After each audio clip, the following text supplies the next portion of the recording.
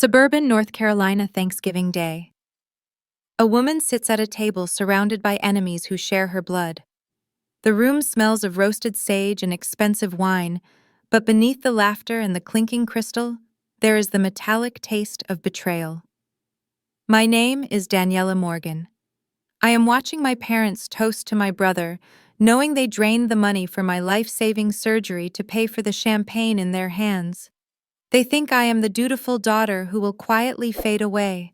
They have no idea I am about to burn their perfect world to the ground. Like, share, comment, and subscribe to our channel. We always appreciate the time you spent here with us. Let's get into the story. The driveway of my parents' house always looks the same in November, covered in a perfectly raked layer of red and gold leaves that crunch satisfyingly under the tires of my sedan. It is the quintessential picture of suburban North Carolina wealth, a sprawling colonial with white pillars and a wreath on the door that probably cost more than my weekly grocery budget. Stepping out of the car, I am immediately hit by the smell of wood smoke and roasting sage. It is intoxicating. It smells like safety. It smells like home. But as I walk up the brick path clutching a bottle of wine I know my mother will criticize for being the wrong vintage, I feel that familiar knot tighten in my stomach.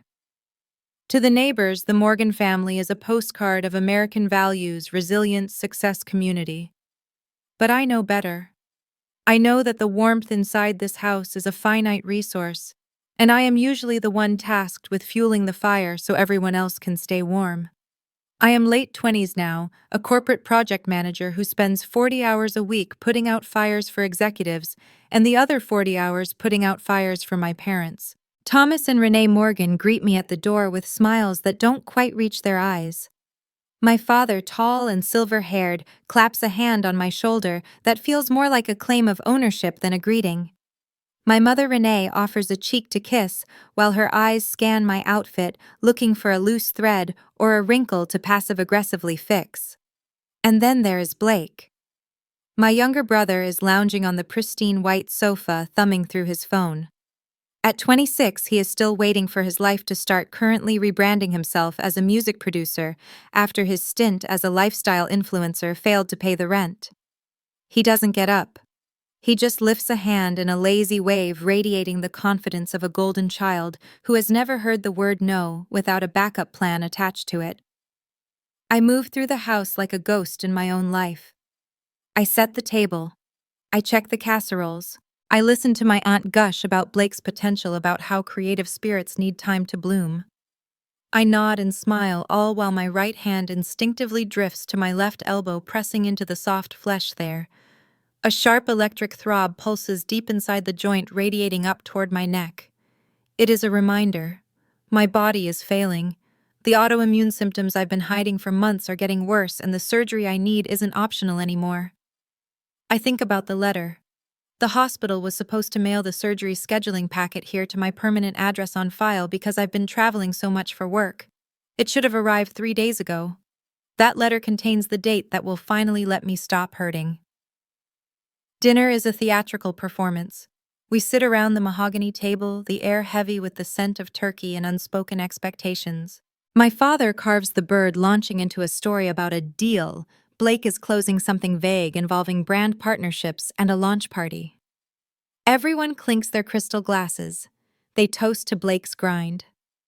I sit silently, cutting my food into tiny, manageable pieces, trying to ignore the pain shooting down my arm. I feel ambushed by their joy. It feels aggressive, this celebration of potential over production. My mother looks at me, her smile tight. "You're awfully quiet, Daniella," she says, her voice carrying across the table. "You know, if you spent a little less time obsessing over that job and a little more time on your appearance, maybe you'd have some good news to share too. You look tired." "I am tired," I say, my voice steady.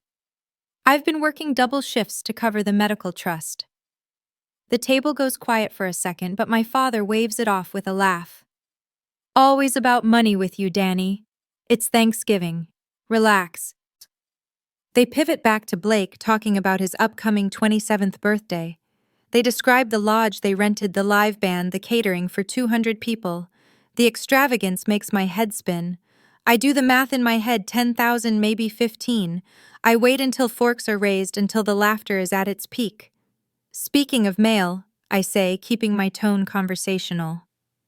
Did the hospital ever send that letter with my surgery date? It was supposed to be here by Monday. My parents share a look. It is quick, a flicker of communication so practiced you would miss it if you didn't know their language. My mother takes a sip of wine. Oh, that, she says breezily. It came. We threw the date out. It was inconvenient. I blink, unsure I heard her correctly. You threw it out? Well, not the letter, my father interjects, chewing a piece of turkey. Just the scheduling. We had to move some funds around. The deposit you put in that trust account. We needed it for the deposit on the lodge. You can't book a venue like that last minute, Danny. Blake only turns 27 once. The sound of cutlery on china sounds like gunshots in the sudden silence. My vision narrows until all I can see is the grease glistening on my brother's chin. They are smiling. They are actually smiling, as if this is a reasonable logistical adjustment. My health, my ability to function without pain, was just another line item in the family budget they felt entitled to reallocate. I set my fork down. The ceramic clatter echoes. So, I say, my voice dangerously low, I guess you still don't know who actually needed that surgery. The room freezes. The color drains from my mother's face. Blake stops chewing. In that moment, it hits me with the force of a physical blow. They didn't just steal my money. My own family had tried to erase me, my needs, my pain, my future while I was still sitting at their table. I didn't sleep that night.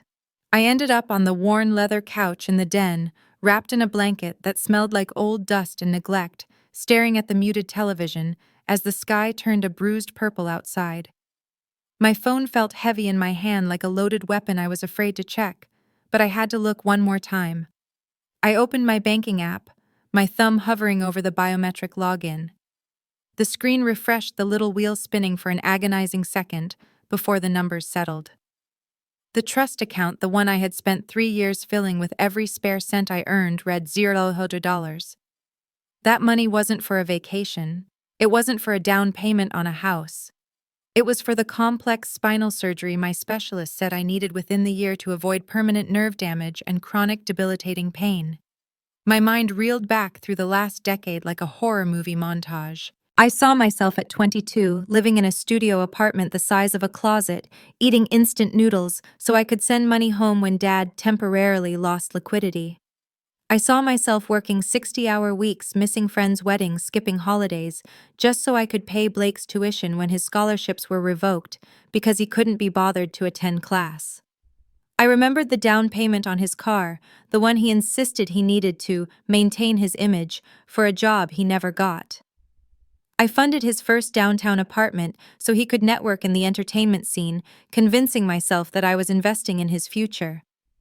I sacrificed my 20s so they could keep pretending we were the kind of family you see in Christmas commercials, the kind where money is endless and problems don't exist.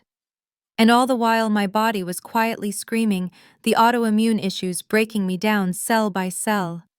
I had tried to be smart this time. When the doctor showed me the MRI and explained the degradation in my spine, I set up the medical trust in my own name. But I made one fatal mistake. Because my job required constant travel, I added an emergency clause allowing my parents to coordinate funds if I was ever incapacitated or hospitalized. I thought I was being responsible. I thought I was protecting myself. A notification popped up from my banker, an email response to the frantic message I'd sent at midnight. The text blurred as I read it. My mother hadn't just taken the money. She had performed. She had called the bank sobbing, claiming I was overseas and in urgent need of immediate funds for a medical emergency. She had forwarded a permission slip, an email that looked nearly identical to my own, authorizing the transfer. The bank, seeing the emergency clause and hearing a mother's panic, released the entire amount. And where did it go? Not to a hospital. It went straight into an event planning account that paid for the Blake Morgan experience. I switched apps to Instagram. There it was. Blake's story was a strobe light assault of excess. Clips of him popping champagne bottles that cost more than my health insurance deductible. Footage of him crowd surfing over a sea of people I didn't recognize. Drone shots of fireworks spelling out his name against the night sky. Hashtag unforgettable. Hashtag 27 and blessed. He had no idea whose future he had burned to light those fireworks. They didn't just choose him over me. They chose a weekend of narcissistic confetti over my ability to walk without pain. Something inside me, some essential tether that had held me to them for 28 years, finally snapped. It wasn't a loud break. It was a quiet, terrifying silence. I sat up, the pain in my arm flaring, and opened my laptop. I didn't cry. I logged into the credit card portals. Cancel, cancel, cancel. I revoked access to the joint checking account used for household expenses. I changed every password, every PIN, every security question. I stopped being their ATM. At 2:00 a.m., the doorbell blared, shattering the silence. They were here. I opened the door to find my parents and Blake standing on the porch, illuminated by the harsh yellow motion light. They were furious, waving printed bank statements in the air like weapons. "What do you think you're doing?" Renee screamed, pushing past me into the hallway. "Blake's card was declined at the after-party. Do you have any idea how humiliating that is? His friends are asking questions. You don't get to pull the plug whenever you feel like it." Thomas boomed, his face red. "This family runs on what you provide. You stop, we all stop. That's the deal, Daniella." Blake looked hungover, his eyes glassy and desperate. "Just turn everything back on Danny. Come on, I'll pay you back when my next deal hits. I swear." I looked at them. They weren't ashamed of stealing my surgery money. They were angry I had caught them. "No," I said. The word was small, but it filled the room. Renee stepped closer, her voice dropping to a venomous hiss. "You've got 24 hours to fix this, or you'll regret it. Don't push us, Daniella. We will do what we have to do to protect this family." "You think you can walk away from your obligations?" Thomas added, his voice cold. "We won't let you erase us from your life like that." I opened the front door wide. 24 hours starts now. Get out." They stared at me, stunned that their threats hadn't worked. I didn't flinch. Slowly they backed out, the shock turning into something darker on their faces. I slammed the door and locked the deadbolt.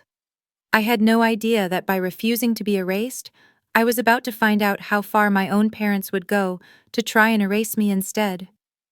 3 days later, the retaliation arrived, not with a scream, but with a silent thud on my front porch.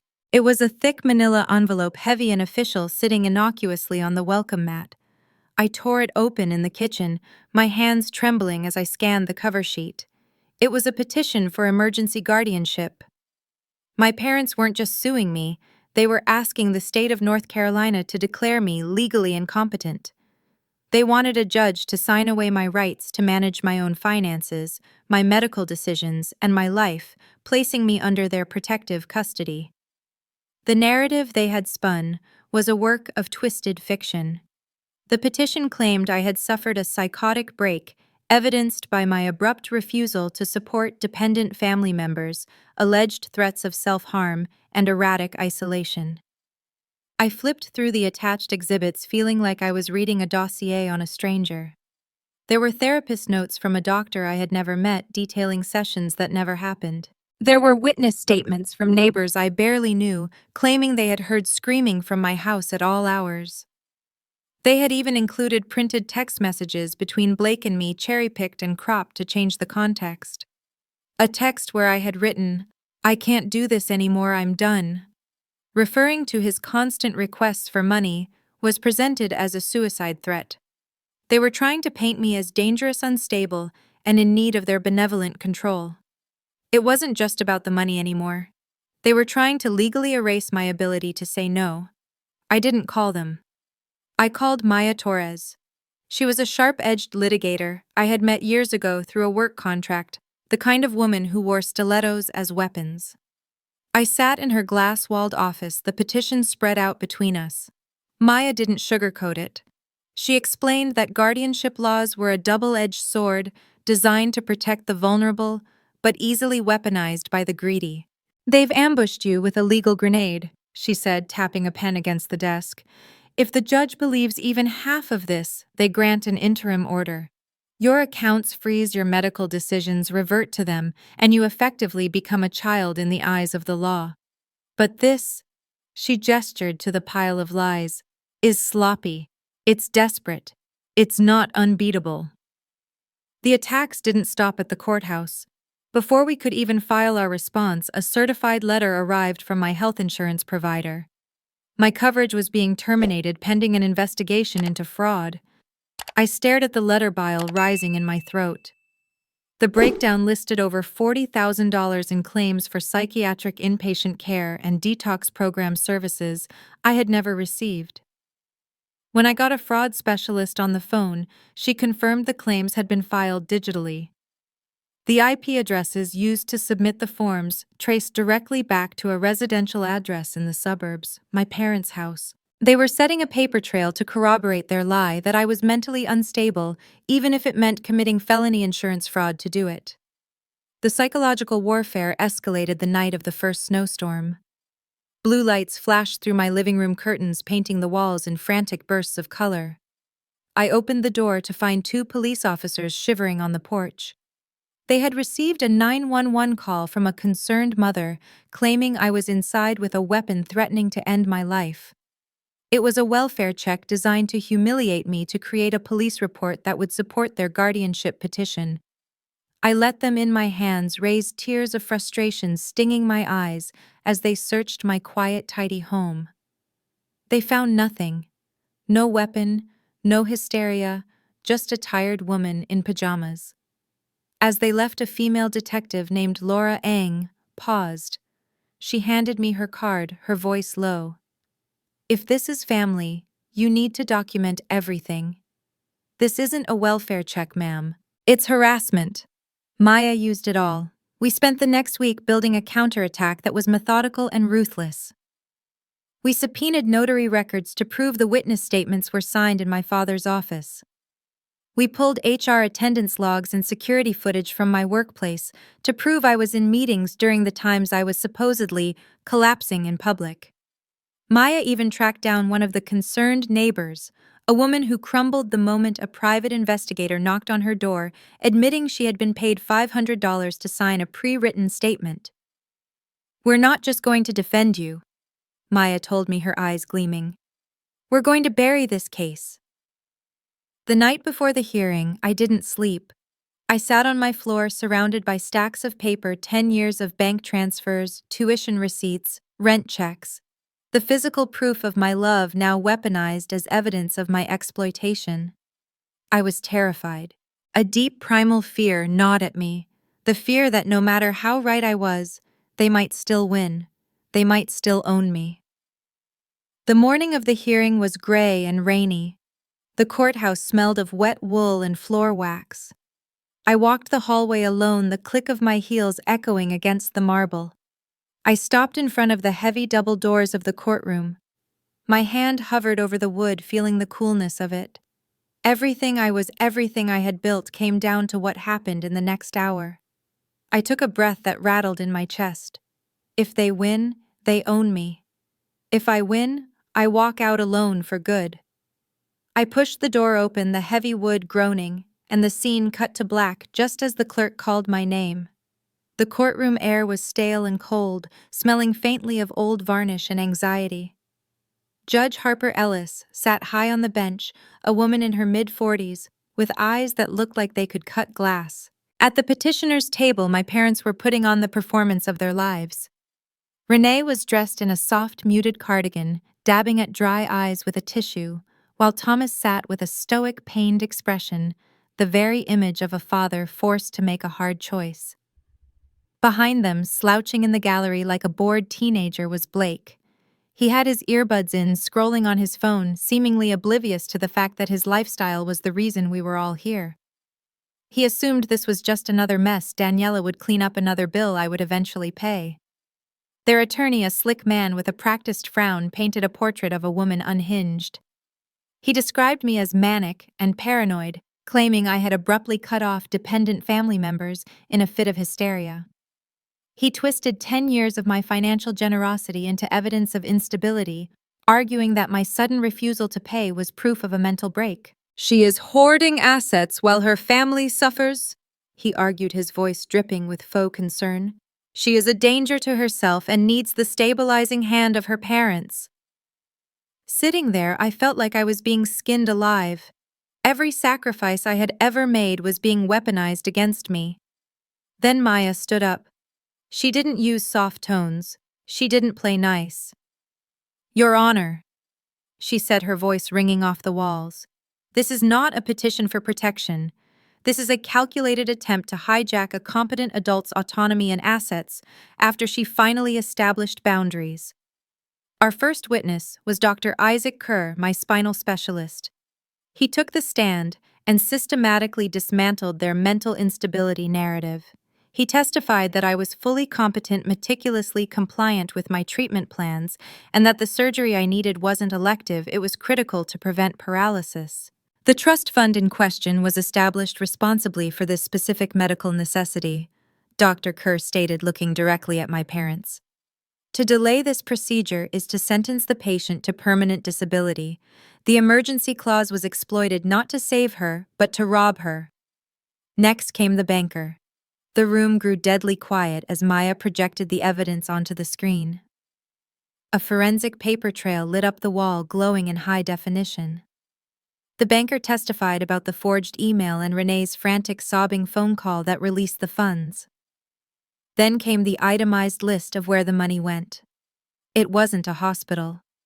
The lines on the screen were undeniable: lodge rental $8,000, pyrotechnics $2,500, VIP catering $4,000, influencer appearance fees.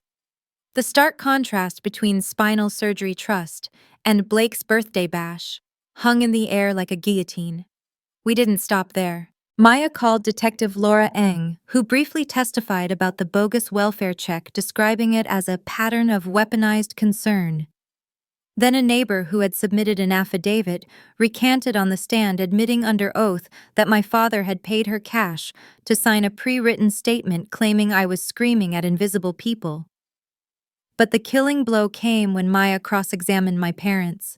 She put Thomas on the stand and asked him simply, "Why did you spend a medical trust on fireworks?" He stammered, his face flushing a deep, angry crimson. He tried to pivot, mumbling about family obligations and Blake's potential. Maya pressed harder. "Did you or did you not authorize the creation of insurance claims for psychiatric care that never happened?" Thomas cracked.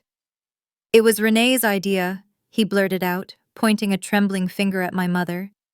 "She said we needed a paper trail." Renee gasped, jumping to her feet, screaming that he was a liar and that she only did it because Blake needed the exposure. The polished facade shattered completely. They weren't grieving parents. They were cornered rats turning on each other. Judge Ellis let the chaos run for a moment before slamming her gavel. The sound was final. She took a long pause, looking over her glasses at my parents with pure disdain. "I find no credible evidence that Ms. Morgan is incompetent," she ruled, her voice sharp. "I find this petition to be frivolous and filed in bad faith."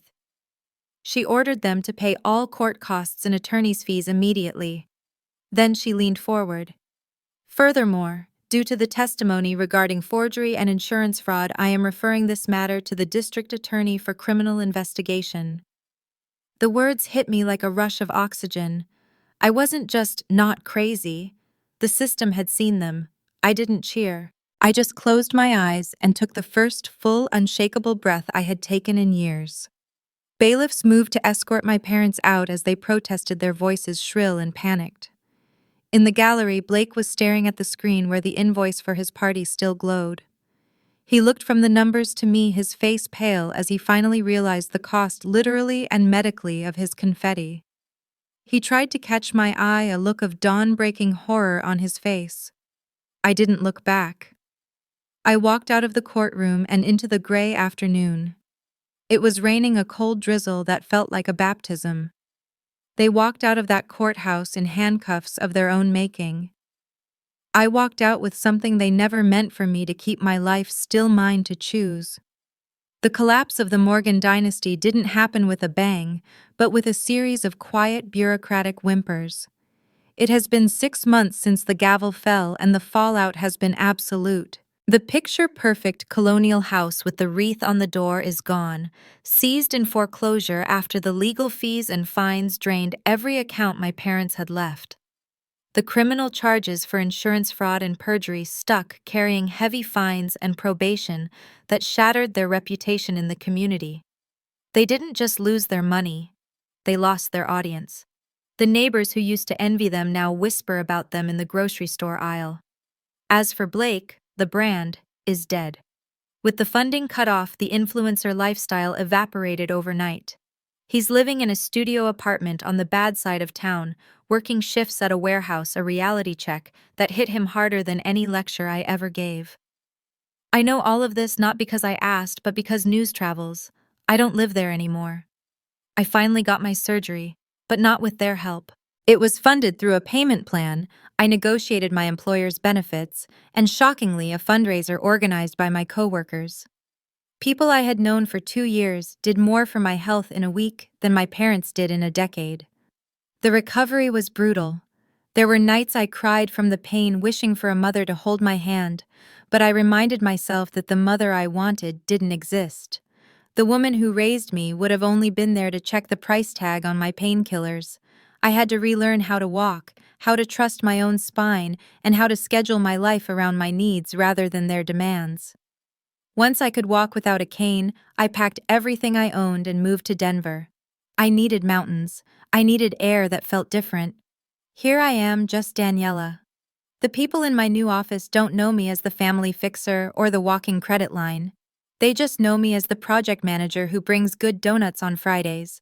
I have a small apartment with a balcony that looks out over the city, and for the first time in my life, every piece of furniture in it is mine, bought with money. Nobody is trying to steal. I've started making friends, real friends, not social climbers. I've even been on a few dates with a man named Mark, a teacher who listens when I talk and has never once asked me to pay for his dinner. It's a slow, gentle thing, this process of learning that love doesn't have to be a transaction. Last week, a loose end fluttered into my inbox. It was an email from Blake. The subject line was just, "I'm sorry." I debated deleting it, but curiosity won. He wrote about his own health issues, chronic back pain from the warehouse work, and the panic attacks that keep him up at night. He admitted that he had let our parents erase my humanity in his mind because it was convenient for his lifestyle. "I never asked where the money came from," he wrote. "I just didn't want the party to end." Reading it, I felt a wave of sorrow, not for him, but for the brother I wished he had been. I felt compassion, but I didn't feel the urge to rescue him. I replied once, keeping it brief. "I hope you heal, Blake. I hope you figure it out, but I'm not coming back." That was it. No money, no advice, no savior complex. The revenge wasn't in destroying them. They did that to themselves. My revenge was moral and clean. I refused to let them own me, and when they tried to take me by force, I let the system they admired so much tear them apart. I think about that often now, the lie we are told about family. We are taught that love is a blank check, that shared DNA is a binding contract that requires us to set ourselves on fire to keep our relatives warm. But family doesn't mean you let your parents threaten your sanity or your safety just to keep the peace. The people who truly love you won't ask you to sacrifice your entire life so they don't have to grow up. I have grieved the family. I wanted the one from the Thanksgiving commercials, but I have accepted the reality of the one I had. I am no longer an ATM. I am no longer a scapegoat. I am no longer someone who can be legally or emotionally erased. I am a woman who chose her own life and kept choosing it even when it meant walking away alone. I step out onto my balcony. The evening air is crisp, carrying the scent of pine and rain. The city lights of Denver twinkle below me like a sea of stars. My phone buzzes in my pocket. It's a text from a new friend inviting me to a low-key dinner at a taco spot downtown. It's not a gala. It's not a party I'm paying for.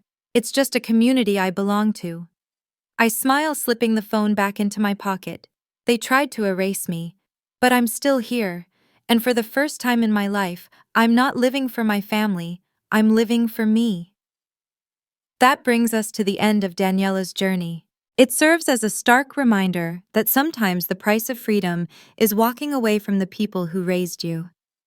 If you found value in this story, please consider subscribing to the channel for more narratives like this.